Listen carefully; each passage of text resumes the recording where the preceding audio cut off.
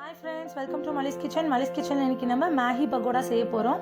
அதுக்கு வந்து பாத்தீங்கன்னா ஒரு பாக்கெட் Maggi எடுத்துர்க்கேன். அதை வந்து நம்ம இப்போ பாயில் பண்ணிக்கலாம். இப்போ வந்து ஆல்ரெடி நான் தண்ணி சூடு பண்ணி வச்சிருக்கேன். அதுல வந்து போட்டுட்டு நல்லா பாயில் பண்ணிக்கலாம். பாயில் பண்ணிட்டு நம்ம எடுத்துக்க போறோம். அதுக்கு அப்புறமா இதுல வெங்காயம் எல்லாமே சேர்த்து நம்ம சூப்பரா செய்ய போறோம் ஒரு பக்கோடா ரெசிபி. இது ரொம்பவே குயிக்கா செய்யறது. 5 நிமிஷத்துலயே நீங்க இந்த ஸ்நாக்ஸ் ரெசிபி செஞ்சிடலாம்.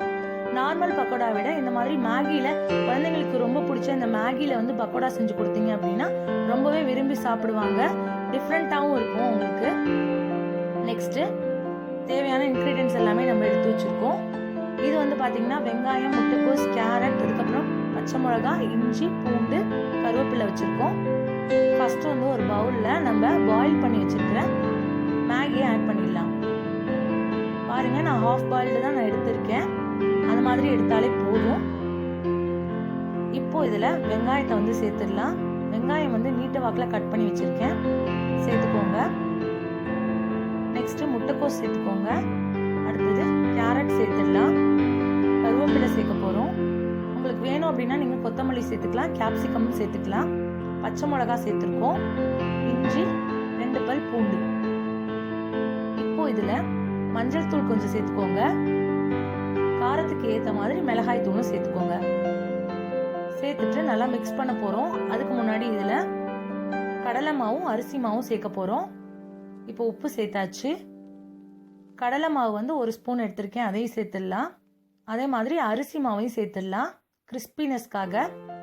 இப்போ இதை தண்ணியே ஊத்தாம நல்லா கையாலேயே மிக்ஸ் பண்ணிக்க போறோம்.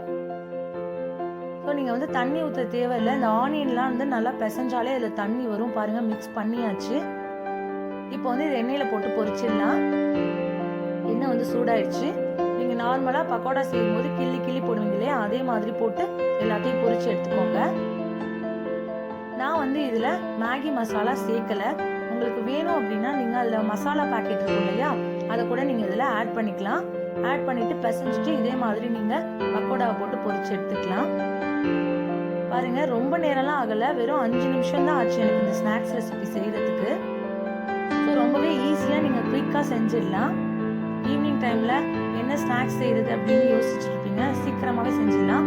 இப்போ 7 வந்துருச்சு, எடுத்துடலாம். ஸோ அதுக்கு முன்னாடி மல்லிஸ் கிச்சனை ஃபர்ஸ்ட் டைம் பாக்குறீங்க அப்படின்னா லைக் பண்ணுங்க, ஷேர் பண்ணுங்க, சப்ஸ்கிரைப் பண்ணுங்க, பக்கத்துல இருக்கிற பெல் ஐக்கானை கிளிக் பண்ணுங்க.